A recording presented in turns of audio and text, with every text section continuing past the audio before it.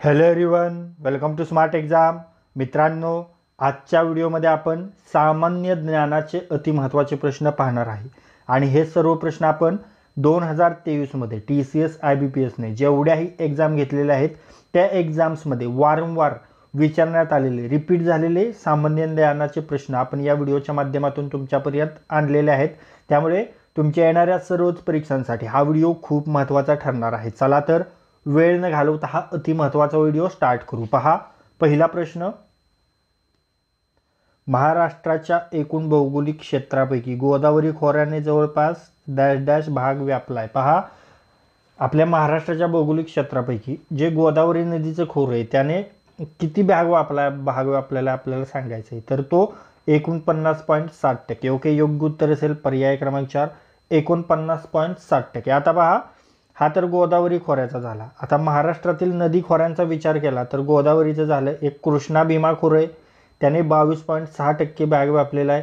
त्यानंतर तापी पूर्णा नदी खोरं आहे, त्याने 16.6% भाग व्यापला. आणि कोकणातील नद्या खोऱ्यांनी 10.8% भाग व्यापलेला आहे. ओके, आणि जे नर्मदा नदीचं खोरं आहे आपल्या महाराष्ट्राच्या उत्तरेकडे, त्याने 0.5% इतका भाग व्यापलेला आहे. ओके, परीक्षेच्या दृष्टीने सर्व महत्त्वाचे पॉईंट आहेत, व्यवस्थित केअरफुली लक्षात ठेवा. ओके, पुढे पाहूया.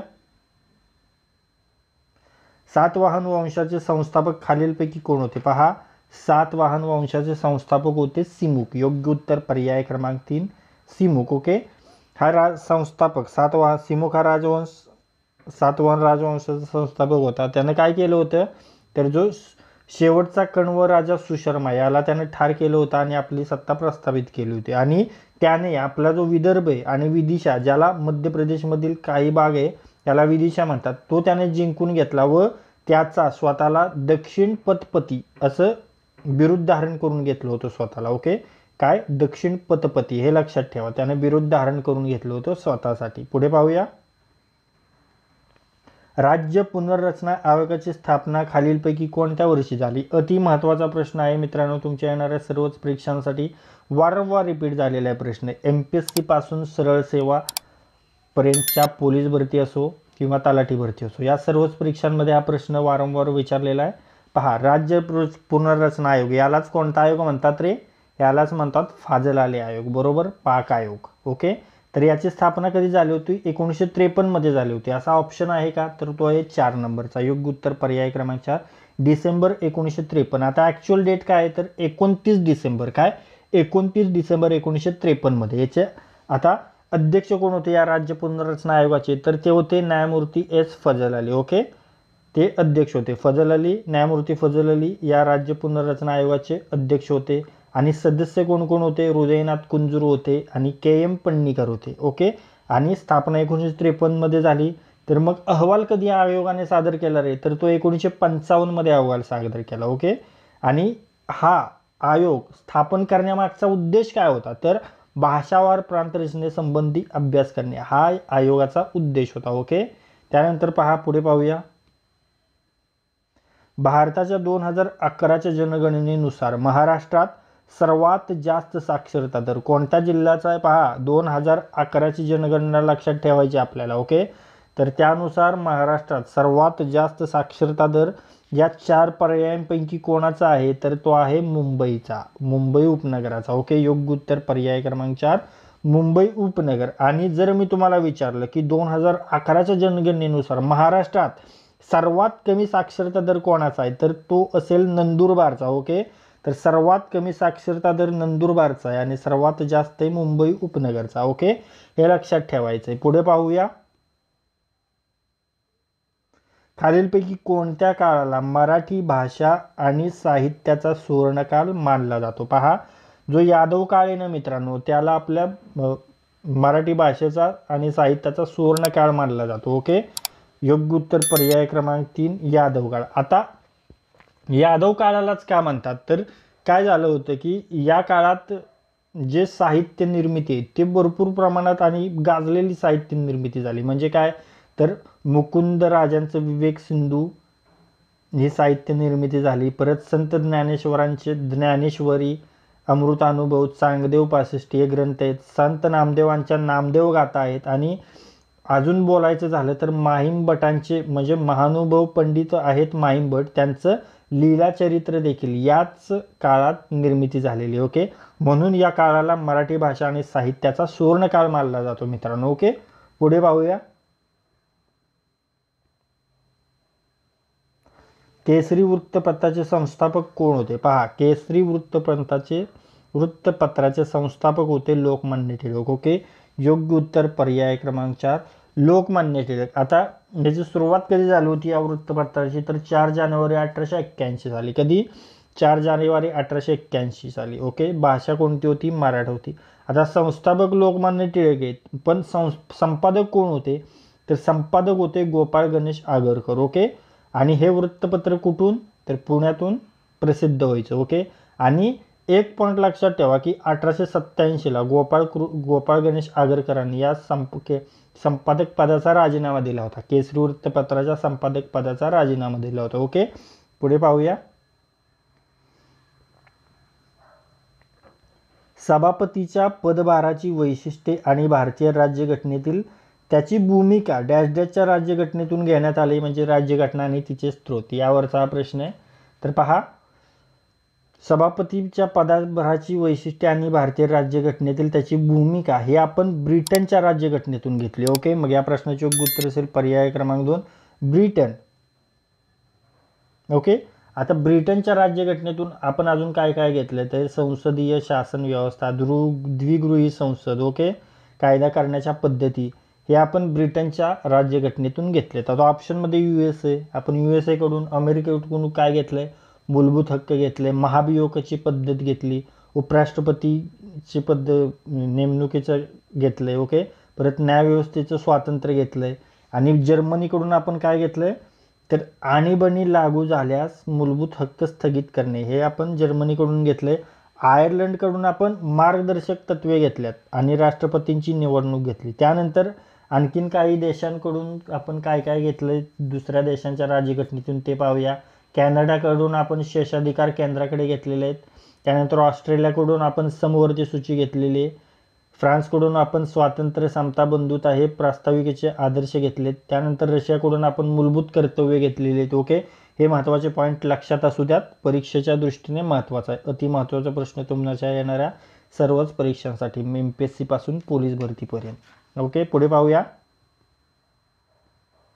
विधानसभेचे कामकाज डॅश डॅशच्या अध्यक्षतेखाली आणि मार्गदर्शनाखाली चालते. पहा, विधानसभेचे कामकाज हे विधानसभा अध्यक्षांच्या अध्यक्षतेखाली चालते. ओके, योग्य उत्तर पर्याय क्रमांक 3 अध्यक्षांच्या अध्यक्षतेखाली आणि मार्गदर्शनाखाली चालते. ओके, आता विधानसभा अध्यक्षांबद्दल बोलायचं झालं तर याची निवड कशी होती? तर साध्या बहुमताने होते. ओके, हे लक्षात ठेवा. आणि सभागृहाच्या कामकाजाचे नियमन कोण करते? तर विधानसभा अध्यक्ष करतात.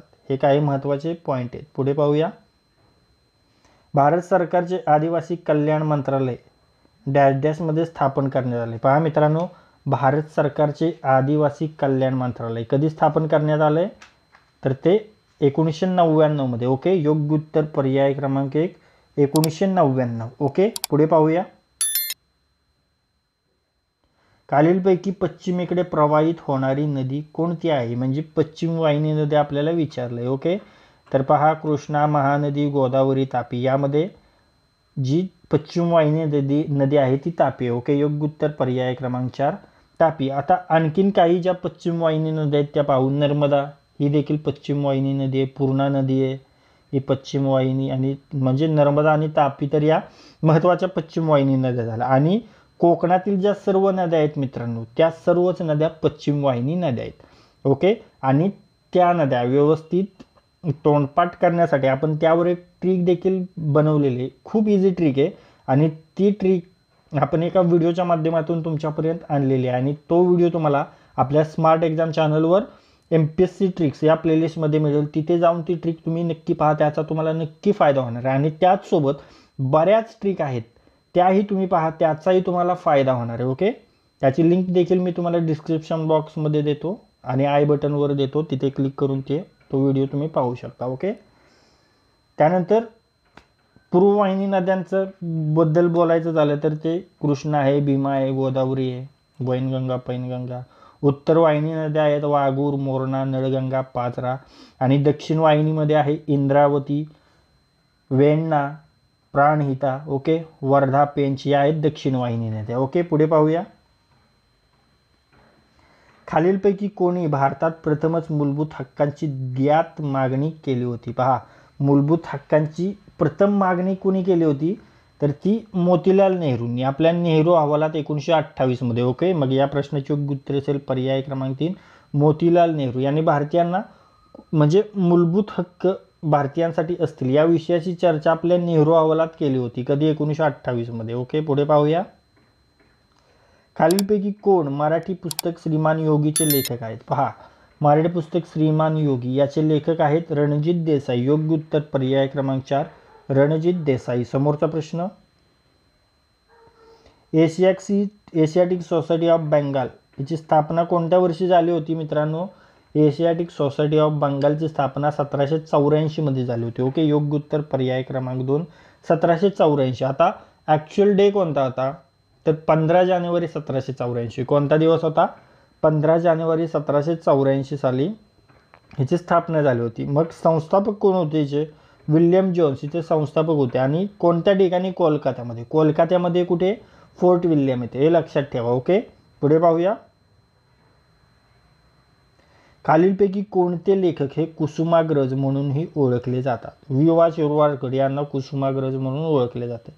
मग योग्य उत्तर पर्याय क्रमांक 2 विष्णू वामन शिरवाडकर. ओके, आता पहा, कुसुमाग्रज तर झाले विष्णू वामन शिरवाडकर. आता आणखीन आहे की केशवसूत देखील आहेत. तर त्यांना काय म्हणून ओळखलं जातं? तर कृष्णाजी केशव दामले.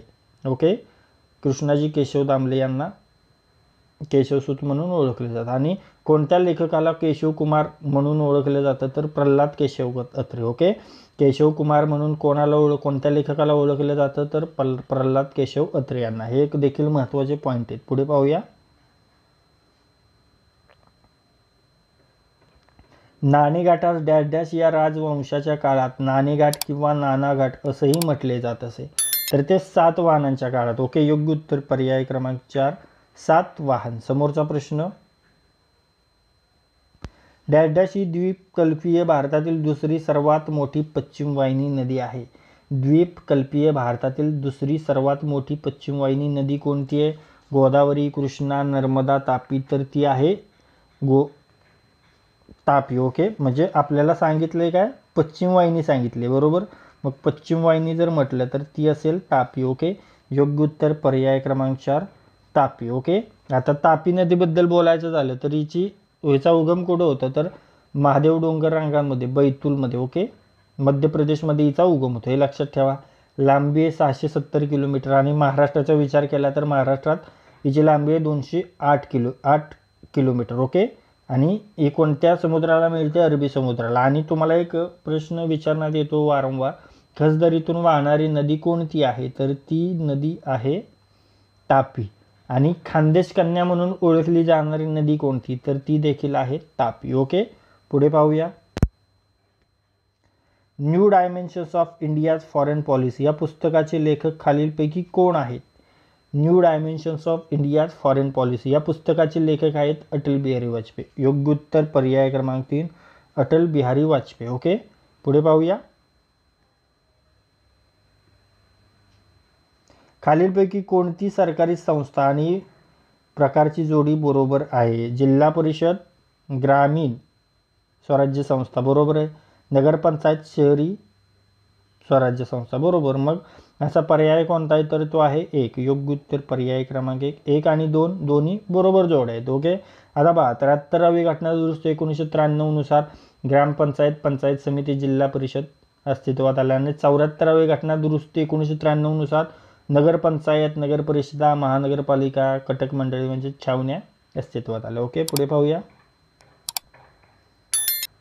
नगरपंचायतीच्या संदर्भात खालीलपैकी कोणते विधान बरोबर आहे? ओके, आता बरोबर विधान आपल्याला सांगायचे. जी गावे नगरे होण्याच्या प्रक्रियेत आहेत तेथे नगरपंचायत असते, बरोबर आहे. ओके, आणि नगरपंचायतीची निवडणूक दर 5 वर्षांनी घेतली जाते, हे देखील बरोबर आहे. मग दोन्ही योग्य असा पर्याय कोणता आहे? तर तो आहे 2.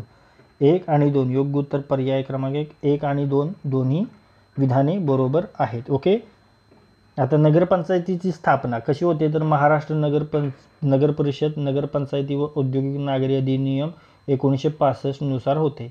नगरपंचायतीचा कार्यकाळ असतो 5 वर्षाचा. ओके.